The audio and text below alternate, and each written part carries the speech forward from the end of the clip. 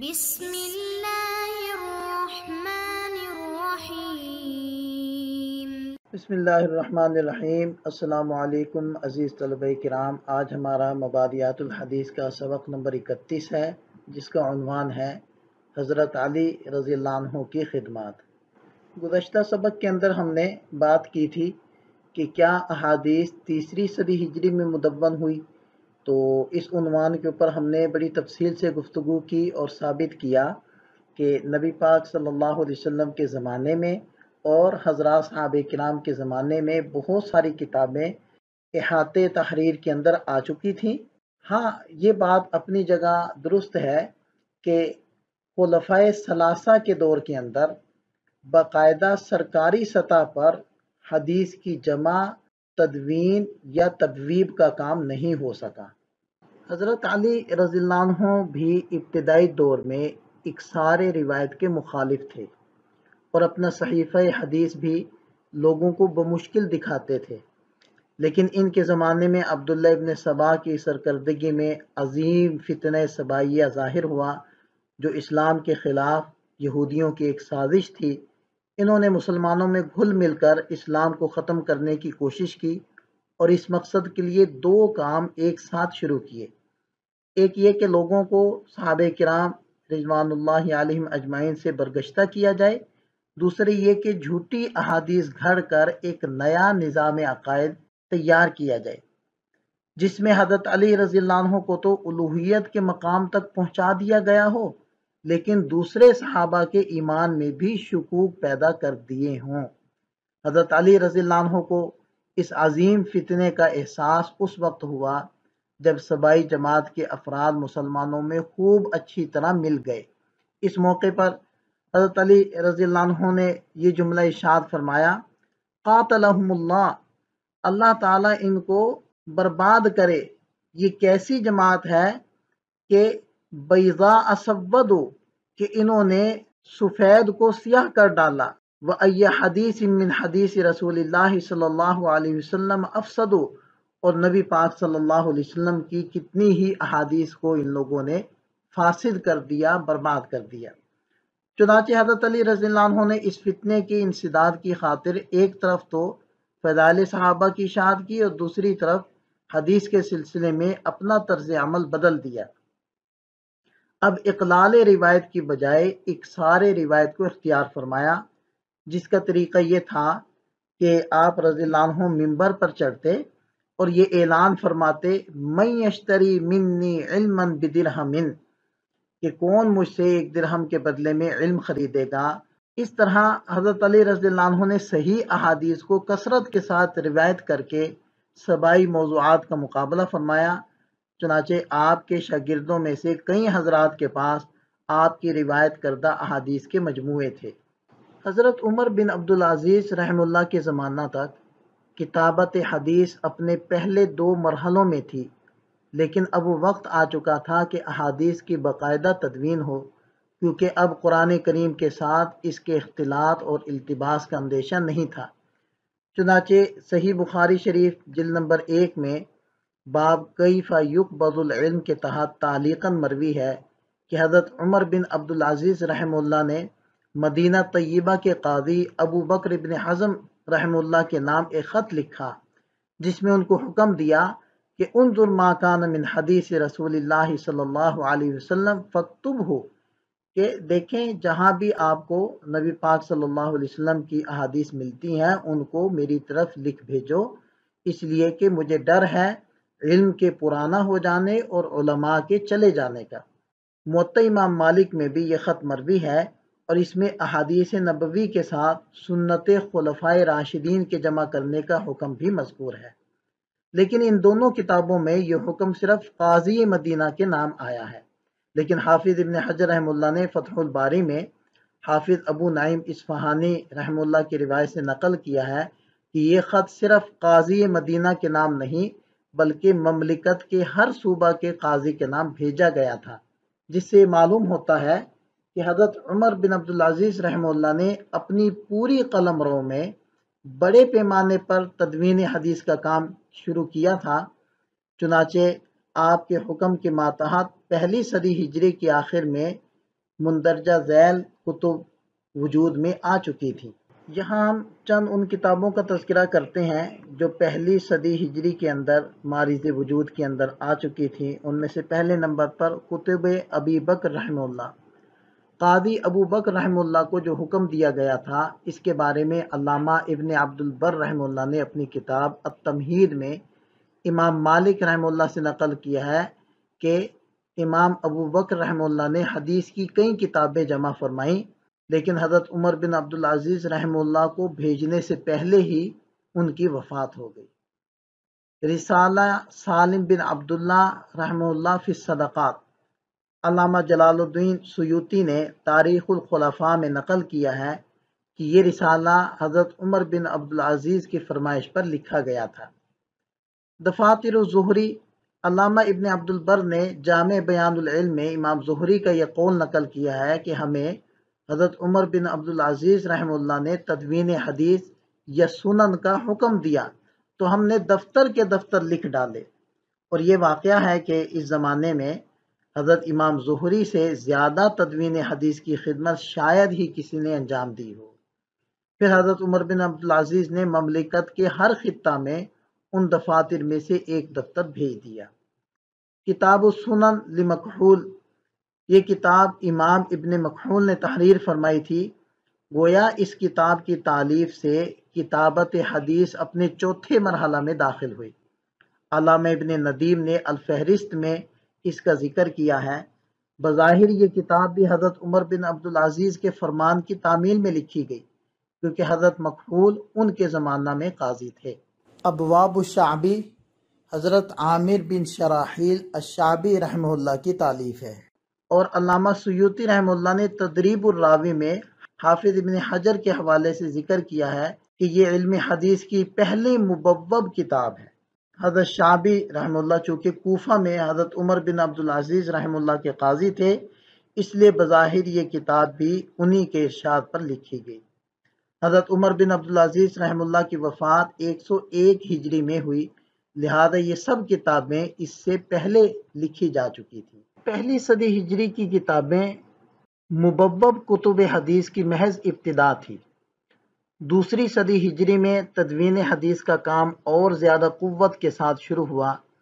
اس دور میں جو کتب حدیث لکھی گئیں ان کی تعداد 20 سے بھی زیادہ ہے، جن میں سے چند مشہور کتابیں یہ ہیں۔ پہلی کتاب ہے کتاب الآثار لابی حنیفہ۔ اس کتاب میں پہلی بار احادیث کو فقہی ترتیب پر مرتب کیا گیا۔ علم حدیث میں اس کا پایہ بہت بلند ہے، اور امام ابو حنیفہ رحمہ اللہ نے 40,000 احادیث میں سے اس کتاب کا انتخاب فرمایا۔ اس کتاب کے کئی نسخے ہیں، بروایت امام محمد، بروایت امام ابو یوسف، بروایت امام ظفر، اور یہ کتاب موطا امام مالک سے زماناً مقدم ہے۔ یہ بھی ثابت ہوا کہ امام مالک رحمہ اللہ نے امام ابو حنیفہ رحمہ اللہ کی تالیفات سے استفادہ کیا ہے، اس لیے یہ کتاب اپنے طرز تدوین میں موطا امام مالک کی اصل کی حیثیت رکھتی ہے۔ بہت سے علماء نے اس کی شروح لکھی ہیں اور اس کے رجال پر کتابیں تصنیف کی ہیں، جن میں حافظ ابن حجر رحمہ اللہ بھی شامل ہے۔ یہاں ایک بات یہ بھی یاد رکھنی چاہیے کہ علم حدیث میں امام ابو حنیفہ رحمہ اللہ کی براہ راست مرتب کردہ کتاب یہی کتاب الآثار ہے۔ اس کے علاوہ مسند ابی حنیفہ کے نام سے جو مختلف کتابیں ملتی ہیں وہ خود امام صاحب کی تالیف نہیں ہے، بلکہ آپ کے بعد بہت سے حضرات محدثین نے آپ کی مسندات تیار کی ہیں۔ ان میں سے حافظ ابن عقدہ، حافظ ابو نعیم اصفہانی، حافظ ابن عدی، حافظ ابن عساکر یہ مشہور ہیں۔ بعد میں علامہ خوارزمی رحمہ اللہ نے ان تمام مسانید کو ایک مجموعہ میں یکجا کر دیا جو جامع مسانید الامام الاعظم کے نام سے مشہور ہے۔ دوسری کتاب ہے الموطا لامام مالک۔ اس کتاب کو اپنے زمانے میں اصح الکتب بعد کتاب اللہ کہا جاتا تھا۔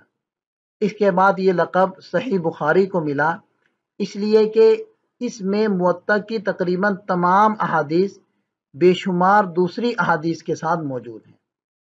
اس کے بعد ہے جامع معمر بن راشد۔ یہ بھی امام مالک رحمہ اللہ کے ہم عصر ہیں اور اپنے دور میں ان کی کتاب بہت مقبول ہوئی مگر آج کل نایاب ہے۔ جامع سفیان ثوری، امام شافعی رحمہ اللہ نے اس کتاب سے استفادہ کیا ہے۔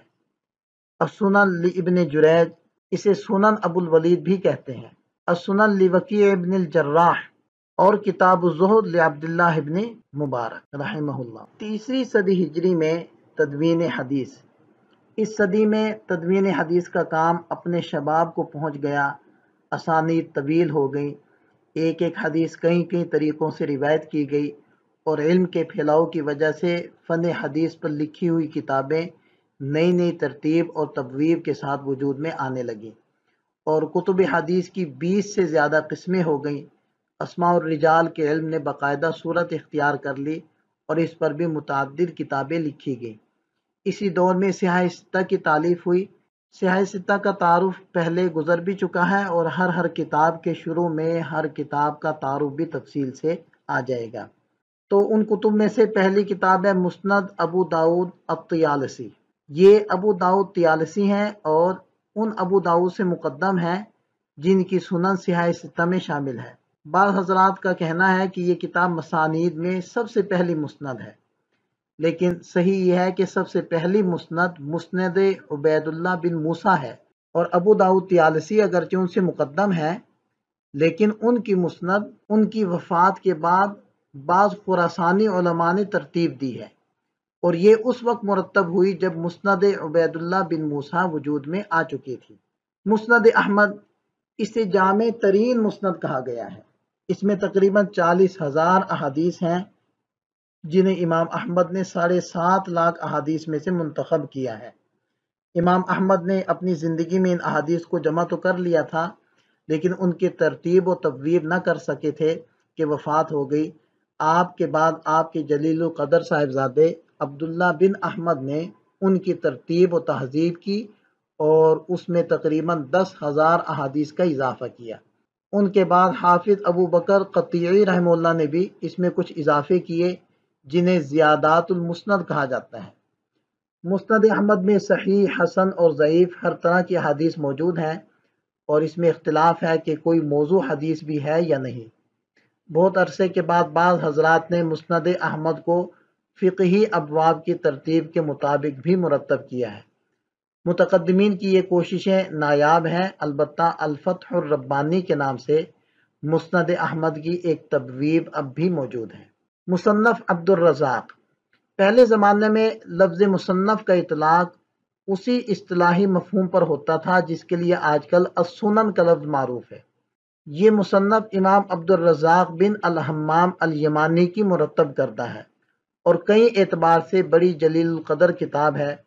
ایک تو اس لیے کہ عبد الرزاق امام ابو حنیفہ رحمہ اللہ اور معمر بن راشد جیسے ائمہ کے شاگرد اور امام احمد جیسے ائمہ کے استاد ہیں، اسی لیے اس مصنف میں اکثر احادیث ثلاثی ہیں۔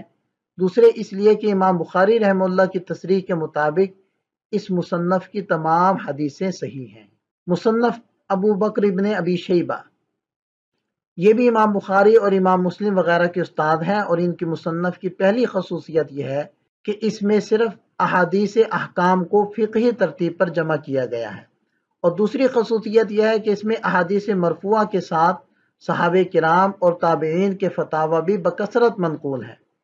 اس کی وجہ سے اصول حنفیہ کے مطابق حدیث کو سمجھنا آسان ہو جاتا ہے۔